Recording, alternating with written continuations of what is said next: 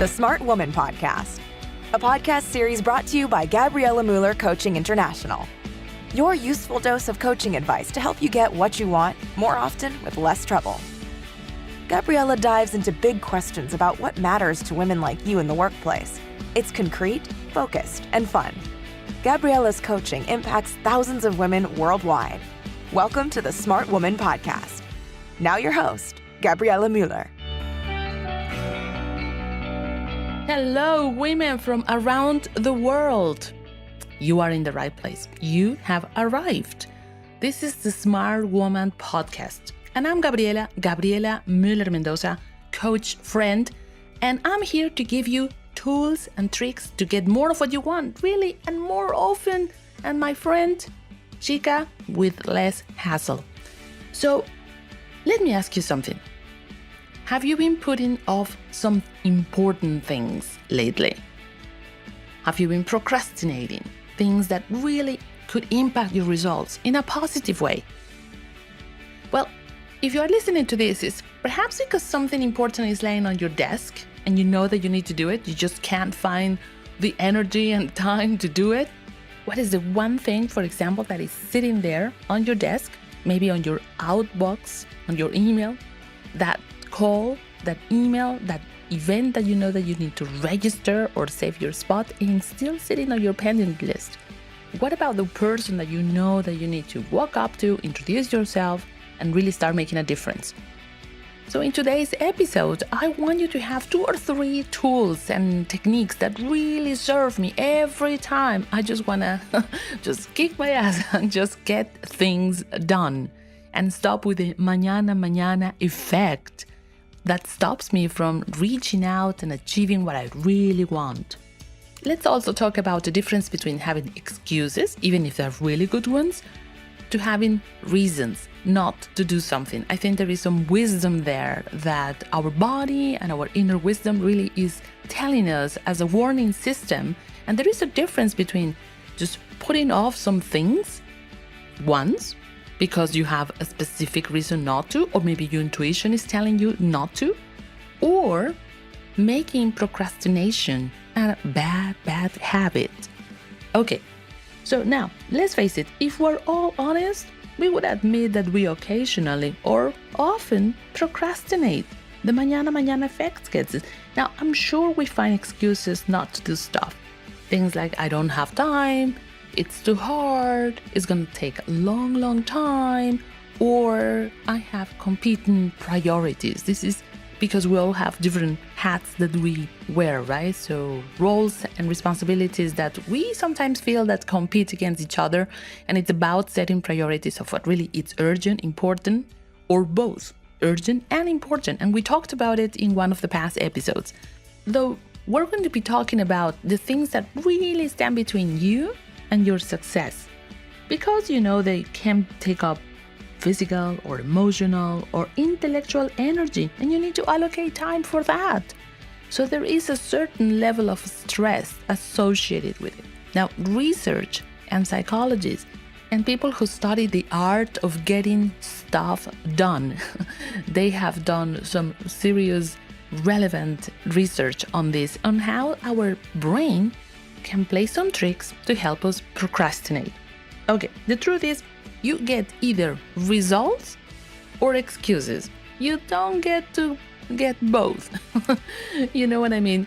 You may have excuses, and you can call them good or bad excuses, or results. And unfortunately, they don't go together. So let me ask you something. What are you getting? Excuses or results? Like any habit, we fall into procrastination and struggle to get out of it. It's like a mind trick that prevents us from doing stuff that matters. If you experience this, well, welcome to the club, because I think we all have been there or are there at some point.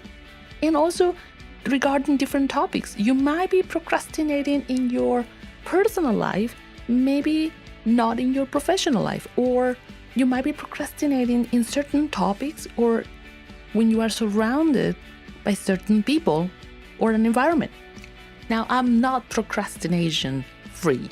Let me tell you, in the past years, I've been working on one bad thing that I used to do every time I needed to follow up on leads or potential clients. If there was no specific day or time to call somebody, I would put off a phone call for days and sometimes for weeks. And I realized that it wasn't because I was either lazy or badly organized, though in fact it has to do with something even more important than that. And now with this research and a lot of the studies that I do with leaders around the world, it confirms this. It has nothing to do with laziness or bad organization. It has to do with a mechanism that your brain helps you put in place to avoid certain level of stress or discomfort. And let's face it, our brain is wired to, in a way, follow things that make you feel good, safe, comfortable. And let's face it, some of these decisions and actions that you know that you need to take are not necessarily comfortable or safe. In fact, some of them imply a certain level of risk and discomfort. So if that's the place that your brain is going to let you be, I want you to remember this quote. Comfort zones are places where dreams go and die. And I heard this quote a couple of weeks ago, and it resonated so clearly in my mind. And that is exactly where we want to be when we procrastinate. Now, as I said, a survival mechanism that your brain activates as you are saying, mañana, mañana. You just feel safe today, and you'll deal with that stress tomorrow. So I decided that this was no longer going to stop me from making phone calls. And you know, the fear behind that at that time, and I am happy to say that is no longer the case, at that time, the fear behind that procrastination of making phone calls to leads and potential clients was the fear of rejection. I have come to learn that rejection is simply information, that it's valuable, it's information that you can take up in your compass of professional or personal life, that is telling you, it's not this way, maybe there is another way. Not right now for this one person. It doesn't mean that you're not okay. It doesn't make you a bad person. It doesn't make necessarily your product or service of no value. It just simply says, not for this one person, not now. Learn the lesson, dust off, pick yourself up, and move on. And so I'm happy to say that that no longer stops me from making phone calls. And so procrastination is now less of a friend and is rather just a habit that I'm continuing to work on because I'm the one running the show. Now, this is also for you. If you think that sometimes putting things off have to do with being lazy or disorganized, well, good news. Now you know there is a mechanism that your brain is putting there to work against you. Now, if you want a little bit more research on that, Dr. Antonio Damasio is a renowned neuroscientist with tons of information of it, has a brilliant TED Talk, and following that, Mel Robbins has done a lot of this in a very engaging way, so I also recommend you to look at both of them on the web. Now, avoiding the action or the task that causes that level of stress can be a distraction or escape or a refuge from that stress that you know or you think that this task will mean for you. It momentarily makes you feel good to avoid that stress, though in fact, at some point the deadline comes, the opportunity is gone. So it does take a toll in your life and your results. Now, we also know that sometimes we find other escapes to avoid the task and the stress by, for example, spending or killing time doing things like scanning social media channels, TV channel surfing, or activities that really don't help us at all. And we avoid the specific task, and it apparently could be even a useful task. I used to, for example, coach a high-rank person in one of those IT companies with tons of stress, and she would tell me, you know what I need to do when I need to hit a deadline? I go to the gym and I work my ass off there, and I spend twice as much of time in the gym just simply because I'm avoiding to get to my desk and do the things that I know that I need to do. So it's interesting that sometimes the excuses we make could sound or look good at first, though in fact they're just escape that prevents us to reach what we want. So before I give you the tools that I want to share with you, let's make a clear distinction. Sometimes putting off something, it's a sign of you listening to your intuition. If you are a smart chica, which I know that you are, smart women, you pay attention to your inner voice, but it's actually telling you to stop. For example, cases like this is, you're about to get a tattoo. Yeah, wait, think it over. As much as you need to, you're not hesitating. You're actually giving a deep thought about getting something that is more permanent. You are deciding to take a dark alley at night and only because it's a shortcut to your destination. You're not sure. Wait, evaluate, and then act. You are about to decide on an important contract or a negotiation. All right, good. Wait. No emotional, impulsive reaction is going to help you here. So sure, there are moments where procrastination is actually not procrastination, it's you being smart, taking your time to make a decision. On the other hand, there are times that you're having self-doubt, you're not sure that you should maybe speak up in a meeting, raise a question, disagree when you see something, maybe a bad practice. All those moments are not moments for hesitation or procrastination. You then take up action before you feel you are ready. Now, this one is an important one because if you are a high performer, some perfectionists out there, you know who you are. I'm sure we have somebody listening to this podcast who falls into this category, and I used to be like that too, in all honesty. We know that sometimes we feel that you want to have all your ducks aligned to actually take action. And the truth is that more often than not, this situation will not get to be the ideal environment. So one of the things that I would recommend you is start before you feel you're ready. The perfect moment may never come. Okay, now, if you have listened to past episodes, you know that you're also working with me. This is not a passive, I give you information, you listen type of podcast. This is a moment for you to raise awareness and resolve some issues on your end. So I will shoot with a couple of questions that I want you to either answer in your mind or write quickly on a paper the answers that first come to your mind. First, when do you procrastinate more? I'm talking about weekends, weekdays, specific occasions. Next, who's around you when you do that? Are you alone? Or there are specific stakeholders who you're more prompt and more likely to do so? How often does it happen? Is it a one-time thing during the month, in your semester, or is the bad habit that is hanging out in the neighborhood, in your calendar, at work or in life? And lastly, if you knew that you couldn't fail at something, a big goal that you want to achieve, what would you do? What would you do now if you knew you couldn't fail? Now, getting in touch with this big goal and I couldn't fail type of thing, it could almost make you nervous. It's so big that it makes you a little bit feel, I would almost say like some kind of reaction in your body. It's a combination of nervousness and excitement. It's big and at the same time it's visible, is realistic.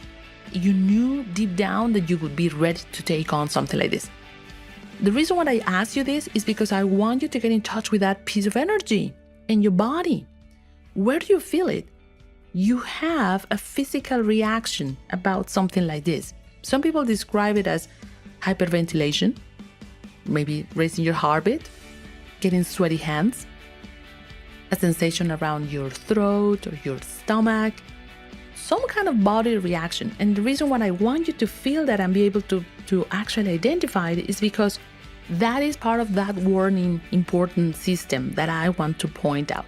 Every time you know that you are procrastinating, you're finding yourself a good excuse not to do stuff, that type of reaction is going to show somehow, the same way as when you are excited to do something important. So I want you to think about, what did I feel, and identify, because if during a meeting you start feeling those exact same reactions, and I'm talking about physical reactions, because those are part of your warning system, the one that is going to be kind of like a compass in those key moments. Then I want you to use the next tool, the 5-second rule. And I already mentioned that this is something that Mel Robbins speaks in a very engaging way, and it is backed up by tons of research on the brain and the way how we work on getting results. Now, this is about moving or shifting gears between your reptilian, kind of very basic part of the brain that would go as a robot in automatic mode to do same over and over. And for example, self-doubt or procrastinating could be actually embedded as one of the habits over there. And what you want to do is to shift gears and move through the decision-making process in your brain, which is located in the prefrontal cortex, where you are going to find the possibility to make a decision to do that. Now, this, when it's done effectively, can work magic for you. From the moment that you had an impulse, an idea, to do something that you know it's important, that you have to do, to the moment where you actually take an action that engages you to a result, an outcome, you have about 5 seconds. 5, 4, 3, 2, 1, go. That's the amount of time that your brain is going to use to either let you go for your dreams or to pull the emergency brake. And it's up to you to let it go or interrupt the process, because believe me, your brain is going to try to keep you safe and comfortable and don't take risk and limit potential because it's wired to do so. So the idea is you use this little technique. It's almost like if you were launching a rocket, right? And because you're doing 5 to 1, what is after 1 would only be 0, right? So you're tricking your brain. It's an important way to go 5, 4, 3. You actually need to think about it. You just don't go automatic the other way. And what you're doing is you're helping your brain shift gears from the, oh my God, I can't, it's too hard, it's gonna be difficult mode to, yes, I can. Okay, so I want you to look at your list of pending items. You might have a to-do list, or simply in your mind that there is something that is important and you're not really finding the energy, the time to actually do it. I want you to ask yourself, what is the type of stress behind this task or the fear behind this task? If you're able to name those and accept and recognize that there is a certain level of stress attached to it, acceptance is one of the first steps to actually get to do it. I accept, for example, stress, the possibility of being rejected when, I wanted to get rid of that habit of not making vocals. What is yours? And I dealt, for example, with the fear. It's not that it's always gone. It's just that my fear is no longer running the show. Yours, I invite you, for example, to dance with your fear, because I don't believe that you're going to fully be able to get rid absolutely of the fear. If you are, for example, afraid of public speaking or speaking up or taking up a physical challenge, there are good reasons for your fear to be there. It's just that you dance with it, you acknowledge it, make sure that that dude is actually sitting on the back seat in the car and you are actually driving the car. You are behind the wheel. Now, the other thing that I want you to consider is the strategy of chunks, meaning taking on slides of a task. This is something that many, for example, Olympians and elite athletes have shared with me, because this is also how they empower themselves. The way is you trick your brain not to think of the biggest version of the task when finished. It is good to have a vision. Yes, you want to be at the top of your game. Though if you are thinking about winning the gold medal, and this is how you're going to get out of bed when you, for example, have not trained for the last, 6 months, 12 months, and you think, oh my God, I'm going to be running that marathon, 42 kilometers, and getting to the finish line. As a vision overall, it's going to actually serve you. Though more often than not, it's not the one thing that is gonna get you out of bed every morning when it's raining outside, it's cold, and you need to find trigger changers. What is that? Things that are going to make it easy for you to make the small decisions that are going to get you to the big dream.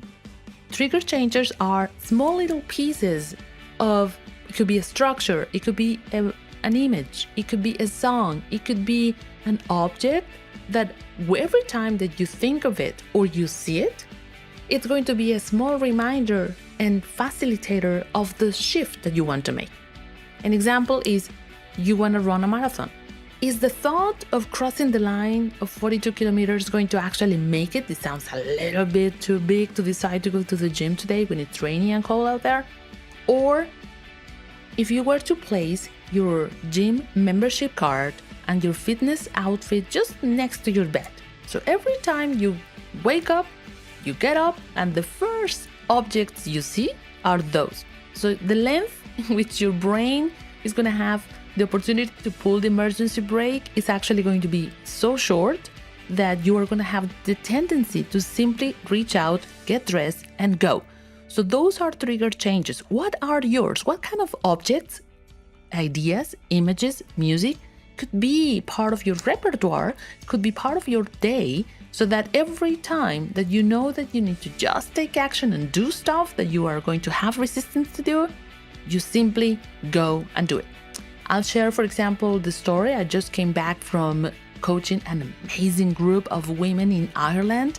And one of them, Michelle, she told me one of the things that she's now using for this technique to work for her is she takes her notes, part of the meetings, she sees a big number 5 with a red marker on the left side of her notebook. She actually emailed me a picture of it.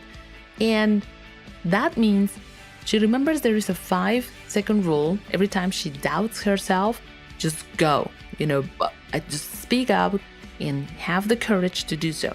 The other reason why she's got a 5 there is another little thing that I already shared in one of the episodes is in every meeting, especially if it's an important, relevant meeting, you want to speak up in the first 5 minutes of the meeting. Whether it's an observation, a comment, a question, you contribute and add value, you want to make sure that if appropriate, especially if you are invited to participate, you have comments about the last meeting, or you're putting items on the agenda, those are moments for you to speak up.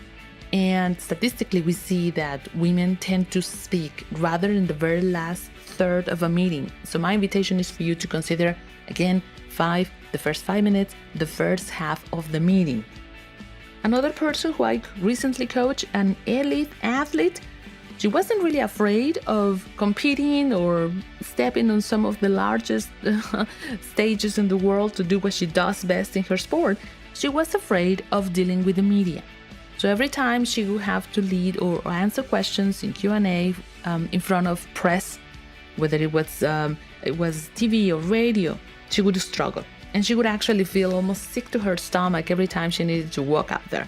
With the 5-second rule, she started dealing with the real fear behind. We coach on different things, and the one moment that she needs to just simply get on that room and start answering questions, and once it starts flowing, it works for her.